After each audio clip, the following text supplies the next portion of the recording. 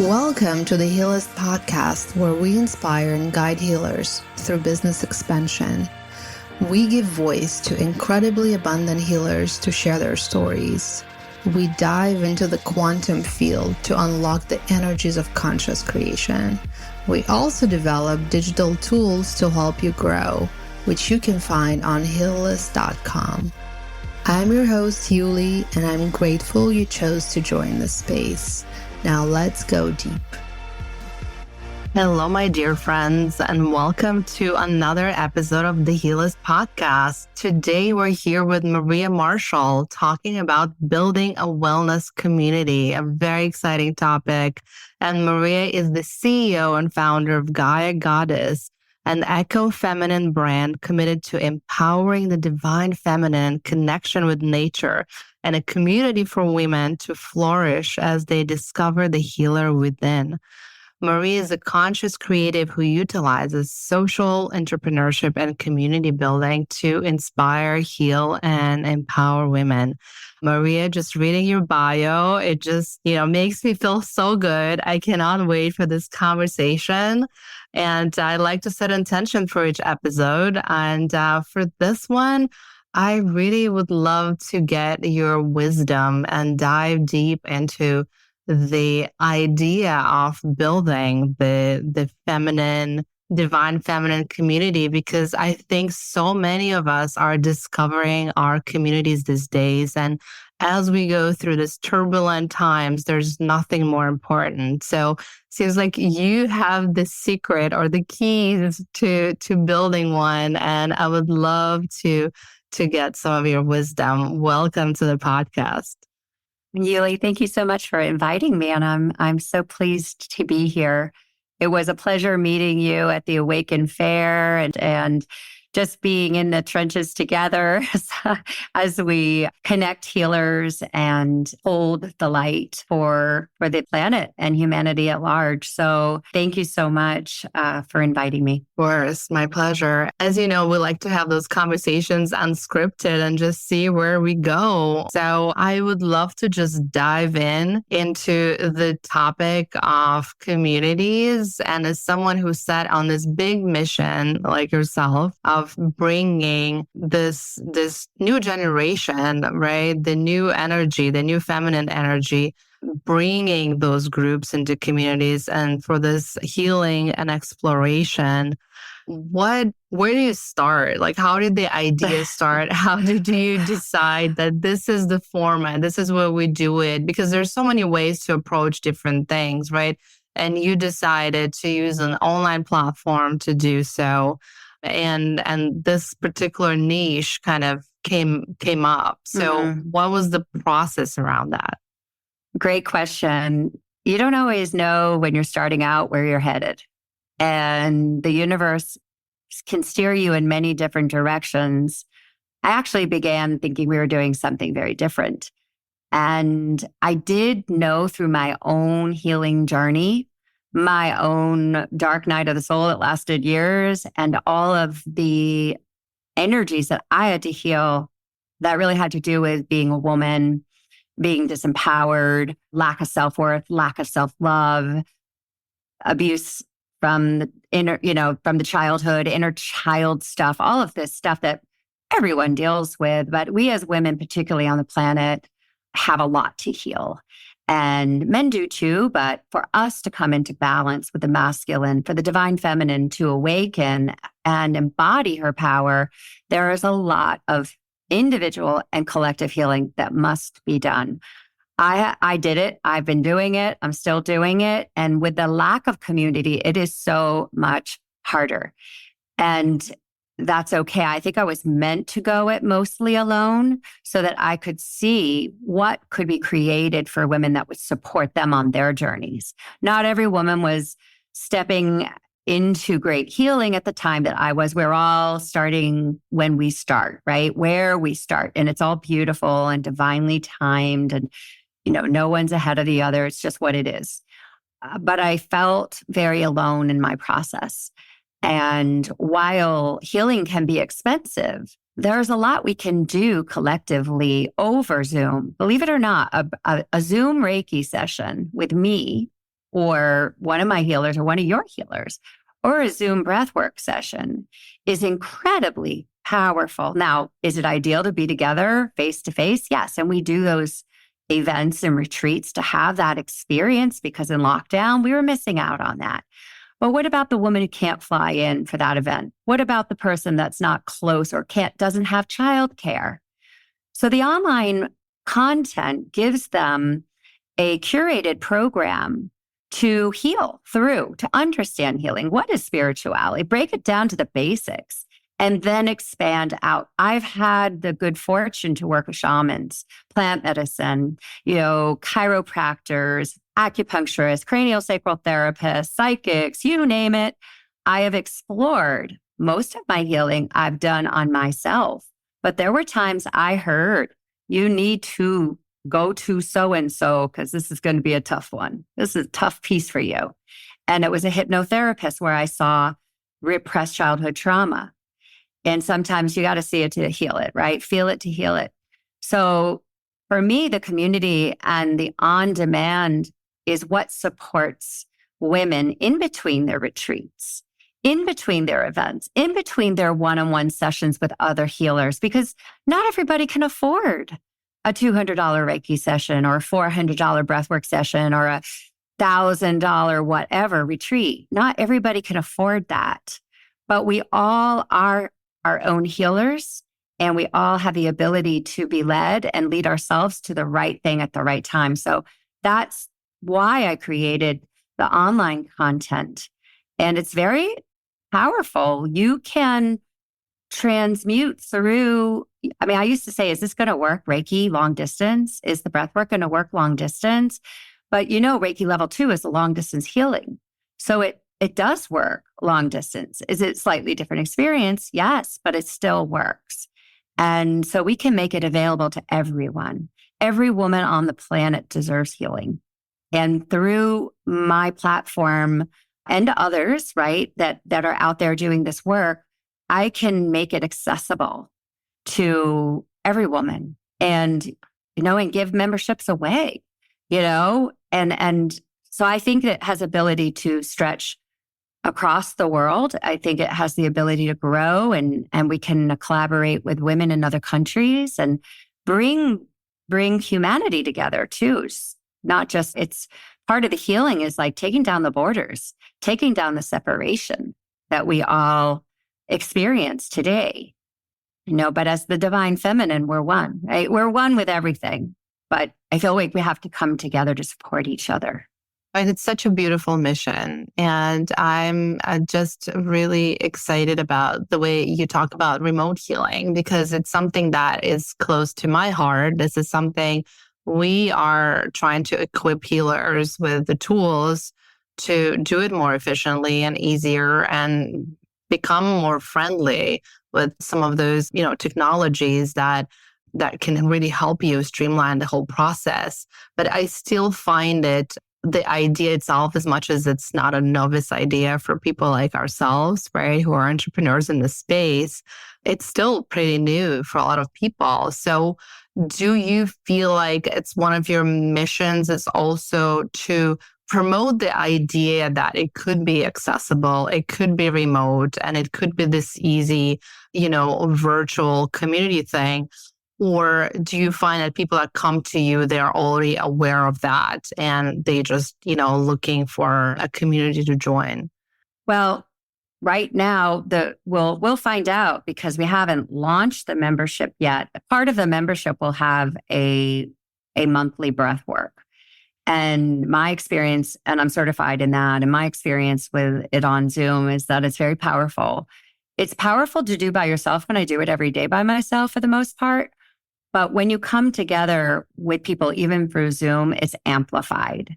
So because there are other souls that have shown up and your soul knows you're going to that breathwork session. So whatever it's ready to oops, right before the session, I feel this little pain in my heart. And the minute I start doing the breath, I start releasing because our souls know. And so even if we're doing something remote, it's going to get the benefit of. Now, where people come to me, I feel like with Gaia Goddess, a lot are more an entry level sort of stage where they don't even maybe know what tapping is or theta healing or all these different ways of doing energy work. And yes, so much of it can be done remotely. And that's great. And so much of it can be done in a group as well. So I think that it'll be interesting to see, but I believe what will happen when people come to Gaia Goddess, they experience their first group breath work, they're going to say, oh my God, I feel different. I was on Laura Day. She's an intuitive. She has a big following, and she invited me on, and she asked me to send some healing out to the group. And I work with a light system in sacred geometry. So I just started, pulling out lights, and I was like, okay, I'm picking up some sadness. I mean, there were people listening live on Instagram, but I was led to work with certain lights. And the people who listened even after it was live felt the lights. Many of them felt the lights. So I know it works. And if you're in tuned and you feel like, what does it feel like before the Reiki session? And how do I feel after? If you even just ask that little question, you will notice a shift. That's just what happens. A shift occurs in your energetic field. It works. And people, if they're open to it, we'll see that. And then they'll be like, oh my God, this is amazing. I want to learn how to do this now. Now I want to be a Reiki master. Like that's how it spreads. People get excited because suddenly something they didn't know was real is now real for them. And it's not because someone's telling them. It's because they experienced it themselves. And suddenly they feel more empowered. Oh, I really felt it. Now I can buy into that this is a real thing. But I think, Yuli, also where we have been as a society and where we're going is really setting a stage for people to be way more open to this than they have been in the past. Yes, absolutely. I mean, I can't agree more. And I think, like you mentioned, for many people, is just that having that first experience, the experience in the magic, and knowing that it's real, because the only way to believe it, listen, some people, they need scientific proofs and studies and, years of research, right? Other people are more open, but I think all of us can relate to that idea when you experiencing a miracle, right? Yourself, when you experiencing something that you didn't believe was real or, you just didn't believe in, period. And when you have that moment, when you experience that, I think something shifts, right? And it's amazing if you can give those moments to many more people. I think that's an incredible mission, right? Yeah, I think it is too. And I'm really touched and honored to be able to be of service in this way, because I remember the first time I felt energy in my body and how I had been yearning to understand so much in life, but nobody cultivated any sort of spirituality in the house or anything. I had all these existential questions as a very young child. I was very sensitive.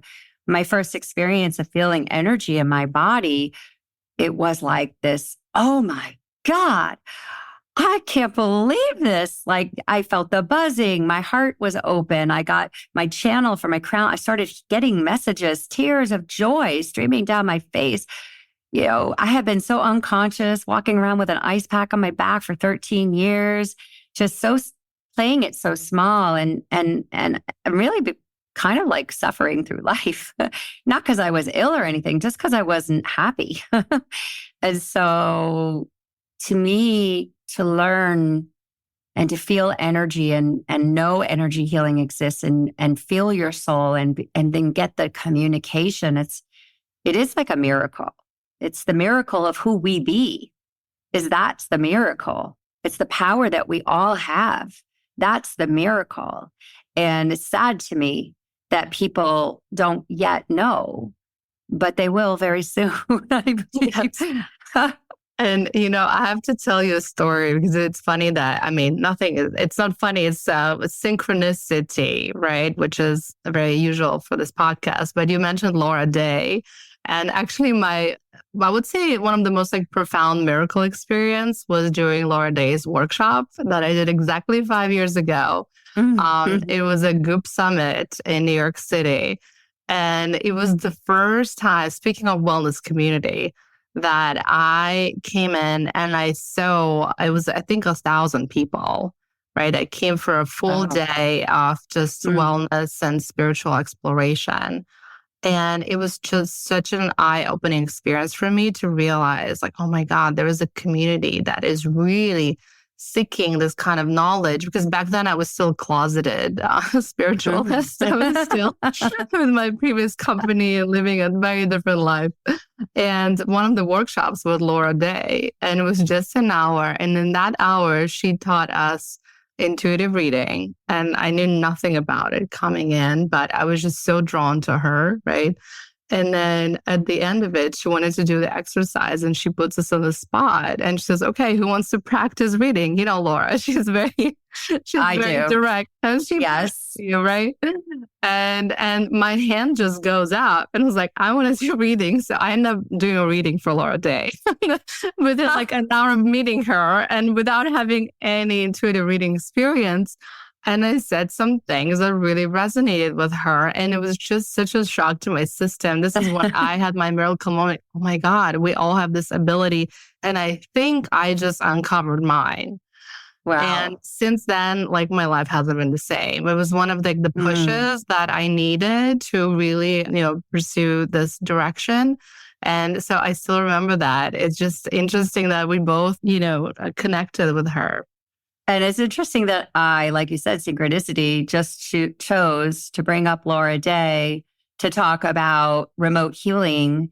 And then you had that aha moment. And that I talk about synchronicities on my podcast because I had a major one with Ethan Hawke, the actor, and being a crazy one in a delightful way, in a miraculous, wonderful, awe-inspiring way. And so I really believe that part of the healing is to know how powerful we are, that we do create through we get messages through synchronicities and confirmations through coincidences and and we just have an example of it right now. And I here on your show. I had a tingles in my body. That's what you get when you start to be really in tune and you start practicing, right? You start the moment you mention her name, like I got this whole tingly thing, like, oh, you have to tell this story. There we go. Spirit's still steering. We think we're doing this. That's the funny thing. We think we're actually controlling this podcast and our businesses and our life and this world. And guess what? No, it's Spirit's doing it all. We're just along for the ride. Absolutely. I couldn't agree more. So speaking of spirits, where do you think your spirits are guiding you? Do you have a clue of the vision, or you're just kind of like following the direction right now?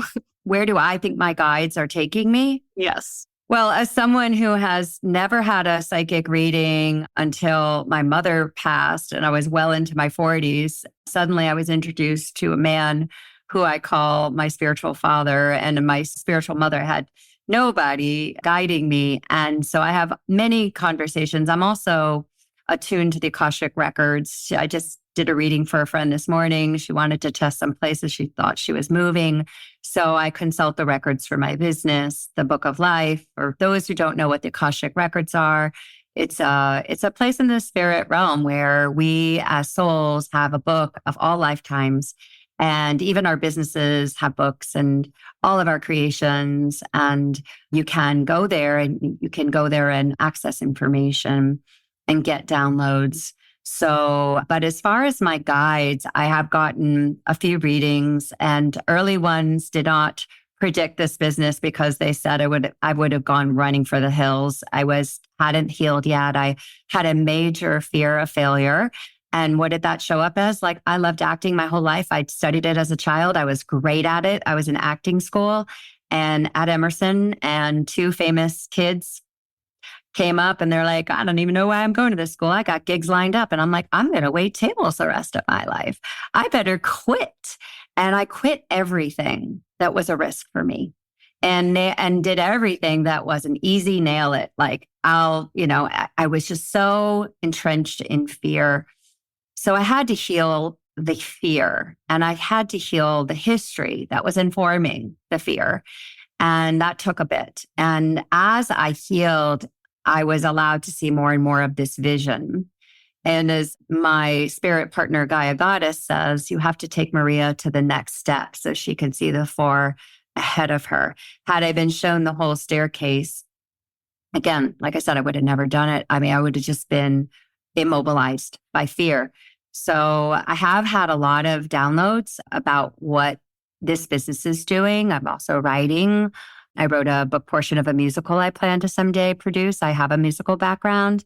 I believe that, I claim that I'm here for the divine feminine awakening on the planet. And whatever way I can get that message out, whether it's through my book or through the business or through healing or through writing or whatever, I'm here to do it.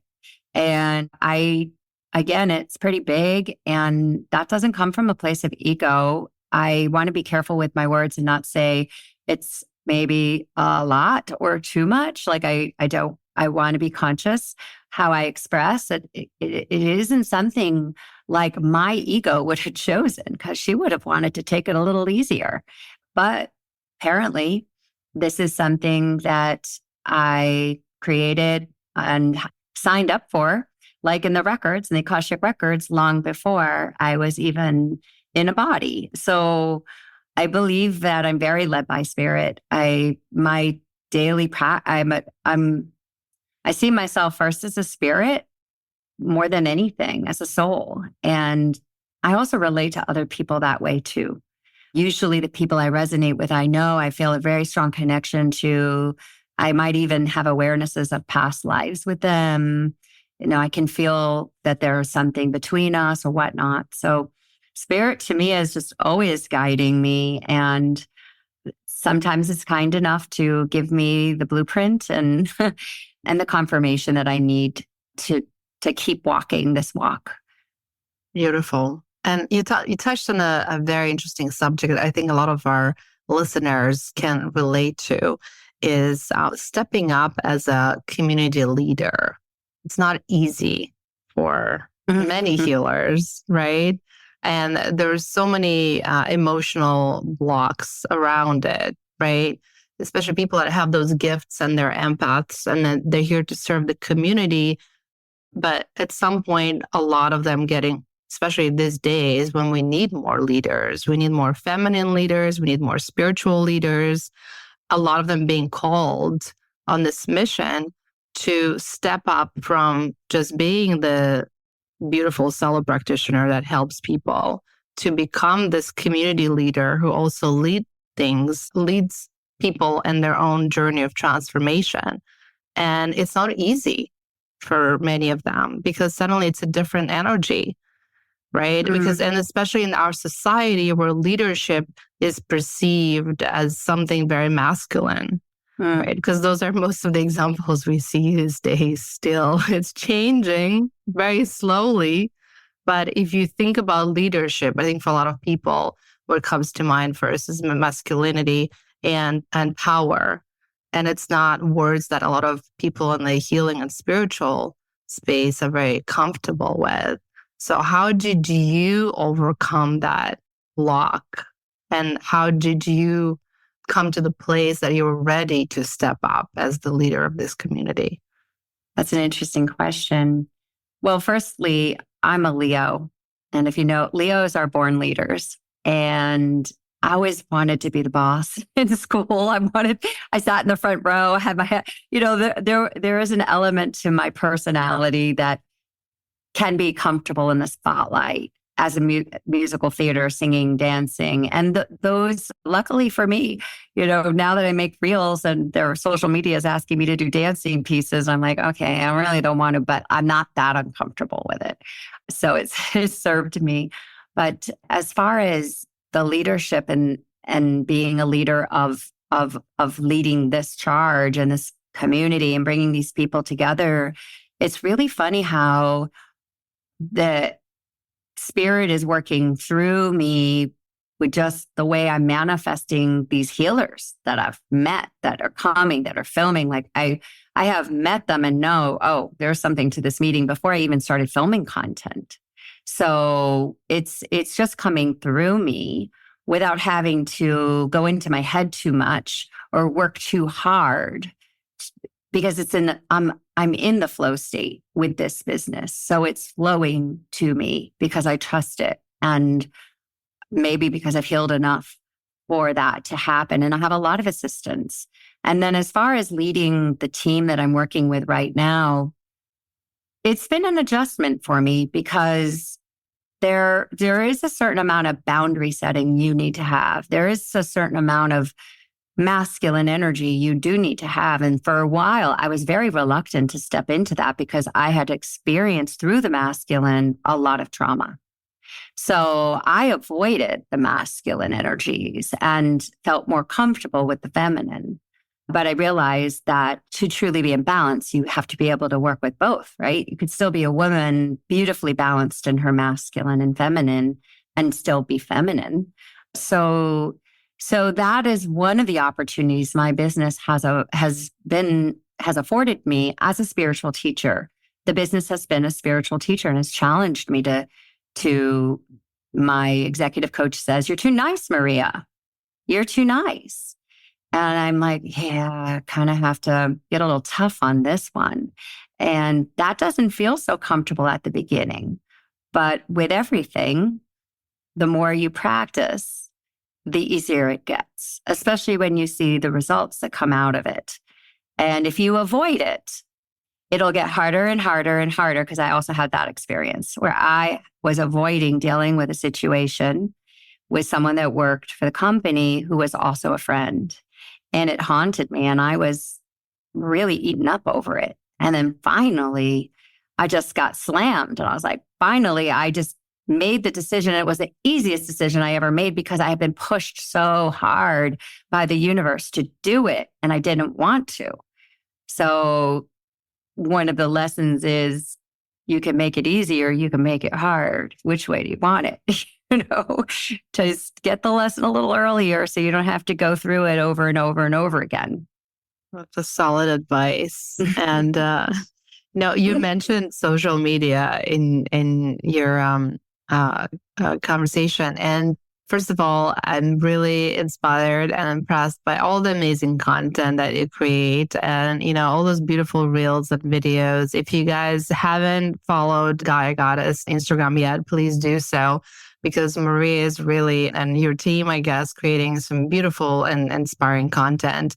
And I know this content doesn't come easy. It always looks very effortless, right? But here we love to talk about behind the scenes of the business. So I would love to get any of your kind of learnings, lessons, any strategies that you implement, something that you saw that is working better, because I think social media is like another big area where healers are struggling, how to approach, how to show up, how to overcome some of those limitations, what kind of content you create, how to make it so effortlessly beautiful as you do. So please share your wisdom. Oh, well, thank you. Firstly, I'd just like to mention the IG handle is Gaia Goddess Lifestyle. That was what was available at the time. So that's what we went with. And it's been a journey. I myself do not consider myself techie and not a big social media person, user, consumer. So I had a personal handle prior to launching this business, but the only reason why I created it was because I was volunteering at a homeless shelter, Reiki and meditation and sound healing. And I wanted people to be aware so they could volunteer too. And that's the only reason why I started that Instagram back then, not to post pictures of my birthday or my son graduating from college. I'm just, I feel like social media, didn't resonate with me so much, but having to do it for a business, it's like can be a full-time job and really something to figure out. And so I have been lucky to work with people that understand it, that can make recommendations, that piece it together, beautiful people working with me, that guide me, that understand marketing and understand social media and the algorithms and what's trending and yada, yada. I had, the experience of working with a couple of people that weren't working out in the very beginning. So I got to see what doesn't work. What doesn't work is having someone create social media for you that doesn't know how to spell, that isn't a native, doesn't speak English as their first language, like the obvious things. Find somebody who can help you. If you can't do it all yourself, find someone who can help you. Make sure that they understand that they have the voice of your brand, that they understand you. It's really important where we've gotten to today. The people that are managing have the voice. They understand me too. They understand when my voice is coming through something. For instance, I filmed 2 dancing pieces in nature this weekend, and I sent them to both people on the team that are working on reels. And one got back and she said, I picked this one because it showed your personality more. So you want to reflect what is authentic, what feels real, because if you try to create a trending thing that'll go viral and you're just being like not yourself, that people pick up on that, right? So you want to be authentic and you want to be coming from your heart. And I think, again, very true to your brand, on brand. And, again, I'm not an expert. I do rely on people who guide me. But there's also a time when you're inspired, and there's some times when you're just not. So try to flow with it when you're inspired and stack the content ahead of time. Because if you have to day after day film something, that's really going to feel difficult and it's going to block your creative flow. So I would also say to work with your creative flow and know, as a woman, we work with our cycles. When am I in flow state? When's going to be best for me to create this content?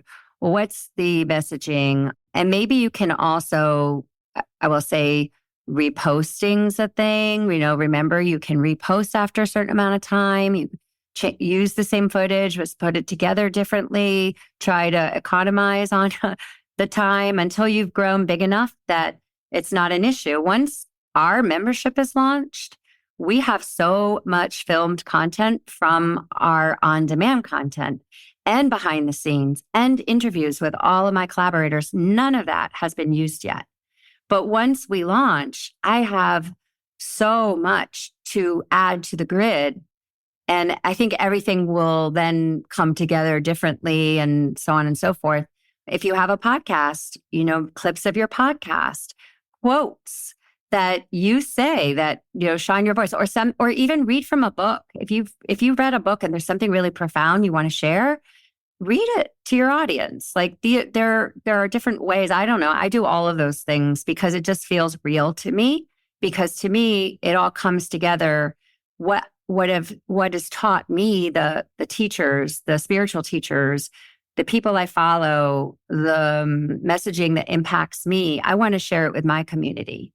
And it's very challenging, though, because it's saturated. It's very saturated. Social media is very saturated. I think it puts a lot of people off. But I don't know that you could do a business today without it. So how are you finding it? Totally agree with you. I think to me, something you mentioned that really brought up this thought is I think there's this misconception among people that you produce, a lot of the content is produced live, right? And people say, how does she have time to post every day? And I think a lot of people don't realize that, a lot of us create a lot of evergreen content. This is what we marketers call evergreen content, right? Content that can be posted tomorrow or a year from now or a month from now and still be very relevant, right? And creating this evergreen content in batches, like you said, in the flow state, when you feel inspired, taking that day and saying, okay, today I'm going to create my, all those short videos that I can repurpose for like the next couple of months. And then just scheduling it in. I think that's what I personally found a lot of relief in that strategy. And, just dealing with social media for a certain time of the months, just like our cycle, and getting it out there, planning it out. And of course, there's some changes sometimes, but mostly just kind of planning it out and being done with it. Because what I found, if I'm there every day, it sucks me in. you just end up investing a lot of energy in that space. And as much as we as business owners have to be there, it can be your business. We're not in the business of creating content on social media. We're not in the business and feeding the algorithms, right?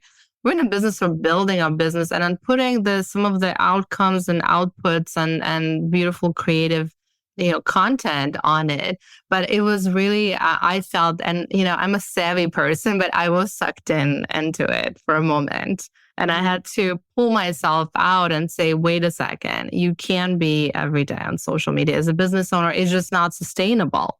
Especially when you're growing a business where you're still kind of like in the trenches, right? And there's just so much. And it can be the place that takes up too much of your time. No, and it's not, social media is not going to correct a business that's not thriving. It's not going to correct a business that maybe is ill-timed. So right now we're in our it's a relaunch really, but we're in our pre-relaunch. So up to now, we haven't had a product to sell. Up to now, we haven't had a lot of interesting things to show that the business is actually doing behind the scenes. And so, we're doing great with what we have, which is establishing the voice for the brand. But I agree with you. I think you have to be very careful of not getting sucked in, as you said, and creating a balance and knowing that you have to focus on your business being successful. And then the social media kind of grows with it, but there's only so much you can do as you're developing something, as you know, Yuli. I mean, you're still developing and I'm still developing. And, when the time comes that people are using it, benefiting from it, talking about it, sharing it, and it's making a difference in the world, all of a sudden, more and more and more people are following because there's a lot more interest, right? Absolutely. And no, I feel like just on a social media topic, we could talk forever because there's just so much. And I think it's a world on its own. But bring us back to community as we wrap up. I can't believe we're almost running out of time. Such a pleasure to chat with you. And we have so many things in common.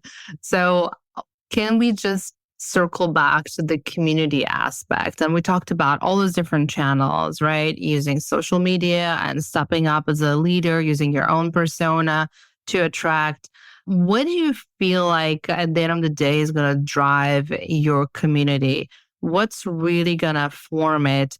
And maybe it's all of the above, but do you feel like there's something that might create that like tipping point and something that maybe our listeners can use as an advice as well as they think about creating their own communities?